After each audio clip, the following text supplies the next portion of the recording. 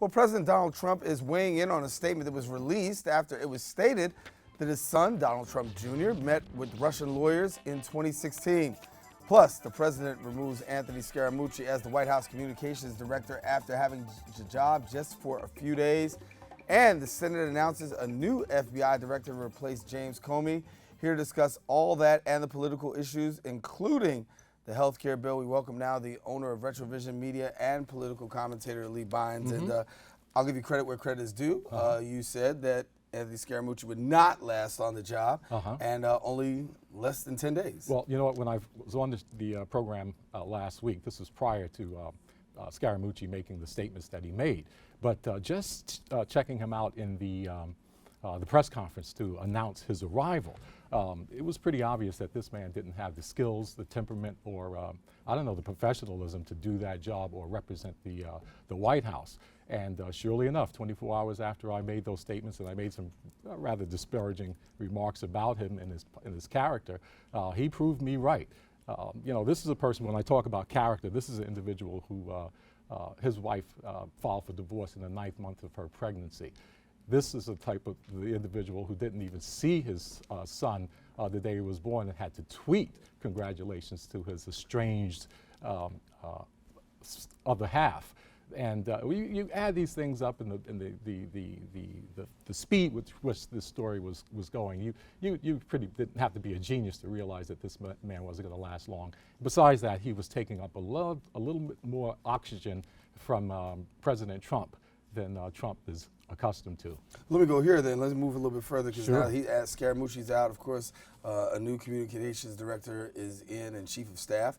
Well, I should say new chief of staff is in, and we'll talk about the communications director later on, because we have yet to get who that fill person. that spot. Right. But John Kelly is at this point in the game, and that's pretty much what it is that he's charged with reining in the administration and making sure that he's the point guy that you've got to get through to talk to the president, because there's a lot of information out there that states that Donald Trump is pretty much going to go along with the last person that he spoke to. So if John Kelly can get in there and be a gatekeeper, if you will, that should help somewhat. But then on the other hand, we're talking about Donald Trump. He's 71 years old at this point, and it's pretty doubtful to see that anybody's going to rein him in any way meaningful to make sure that he doesn't 3 o'clock in the morning tweet something that's completely counter to what John Kelly and the administration is trying to accomplish. Let's bring BronxNet up to date with the latest with the health care bill. Of course, there is no passage of the bill. The GOP voting down the latest, but you've said time and time again that this won't happen. Well, you know what, and I've been making that case for the last 6 months that health care as we know it, as we like it to be, universal, single payer, of any shape or form, it's impossible for that to happen. And in fact, the Democrats proved that when they held the reins of power. The best that they could get was Obamacare. When the Republicans came in, you're going to get even less. The reason why is because it's based on a free market system, and the free market system is one that, well, prices aren't capped in any way, shape, or form. So you can only see things going up. Now, the point I want to get to that's going to affect a lot of people living in the Bronx is that we know that the Bronx is one of the poorest counties or communities in the United States. Therefore, you extrapolate that out and you figure that there's going to be more people relying on Medicare and Medicaid than any place else. The president, in the next 16 days or less, has to sign a check for $18 billion to continue the subsidies for people who are in the circumstances to continue to receive coverage. He's threatened that, well, you know what, I'm not going to send a dime out. I'm going to let Obamacare fail. What that means to people on the street is pretty obvious. You could get a letter in the mail saying that your benefits are, if you're in the individual market, has gone up substantially. Some people are saying as much as 20%. And if you're on Medicaid, you may be pushed off of that coverage completely. Now, in order to mitigate the damages, Congress has come out and said that they're going to find a way around the president, allowing this plan to collapse by coming up with something. But the problem that I have with that is that Congress is only acting because the president also promised to affect their health care packages, and their prices, their premiums would also rise as well. So all of a sudden out of the gate, they want to pull something together. What they're going to do that they couldn't have done prior to what's been happening thus far is a mystery. It's also interesting. It's also interesting to note that when you talk about the Congress and the Senate, all elected officials out of Washington D.C. do not have the same health care plan as average Americans. And that's one of the reasons why the president has some leverage in terms of trying to force them to come up with something immediately.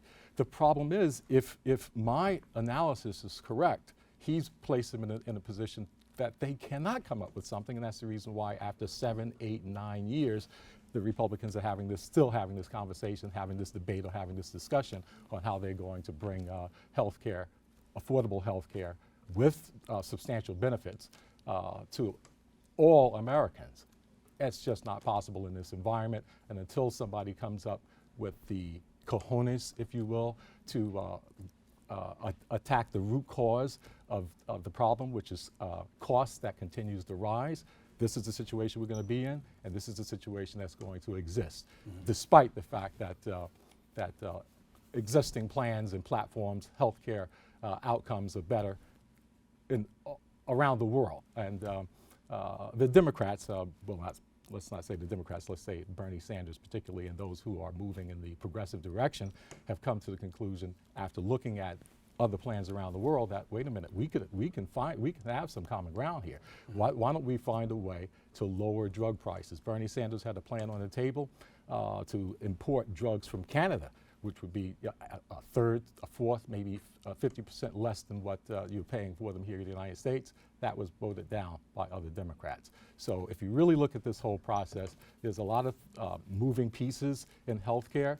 One of the major ones that I would suspect is that the Democrats and the Republicans are, I hate to be a conspiracy theorist, but perhaps these people are working in concert together behind our backs, because if there's any way to get this done and put this issue to rest once and for all, it's got to be done through some sort of government intervention. And since most of our politicians at this point are representing two clients, we the people and corporate America, and I'm of the opinion that we the people are taking a backseat in this argument. Okay, I got to switch gears for a second and talk a little bit more about the president. I know he did make some comments out there to a group of police officers. Oh, Friday out on Long Island, the president came and gave a major speech to law enforcement. It caused quite a brouhaha in law enforcement, as well as communities of color, brown people, black people, etc. That, one of the remarks that he made is that let's treat these people a little rougher now. Let's get tough on criminals. And one of the incidents that he brought up was when you arrest somebody and you throw them in the paddy wagon. That's an old term. It's called, a police van, if you will. Just throw them in there handcuffed. Well, although the police standing behind him gave him a tremendous applause, my thinking went back to a particular case in Baltimore. A young man by the name of Freddie Gray was treated exactly that way. He was thrown in the back of a police van, he was handcuffed, and then thrown in the back, and because of the ride to the station, he suffered significant injuries, and that literally caused his death. So to which the officers were found not guilty. Well, the officers were found not guilty. 3 of them were found not guilty. 3 weren't even tried because the mayor at the time couldn't develop enough support or sufficient evidence to bring these people to justice. But you had the same situation that occurred with police overreach, I don't want to say brutality, but excessive force. Let's just use that term. That was used out on Staten Island with Eric Garner. Another situation where a guy was choked out on the street. One could say was excessive force. I believe the coroner here in New York City identified his death as a homicide. Again, nothing happened of any significance to the police officer, but that event, the way it was handled, the way it was covered, actually caused the assassination of 2 other police officers later on, with some individual came from Baltimore, as a matter of fact. He was a little screwy, and he killed 2 police officers during that time. That was in 2014. So much to the police and law enforcement's credit, they came out and denounced President Trump for making those statements, because it only made the job of the police harder. It only created a little more animosity in the community. And the last thing that the police need right now is to have people against them even more than they already are. Indeed. Lee Bynes, that's why we bring you here every week and bring us the latest in the political world. Lee, thanks so much. Good to be here. All right, buddy. Take a quick break. We'll have more open right after this. Stay with us. Come right back.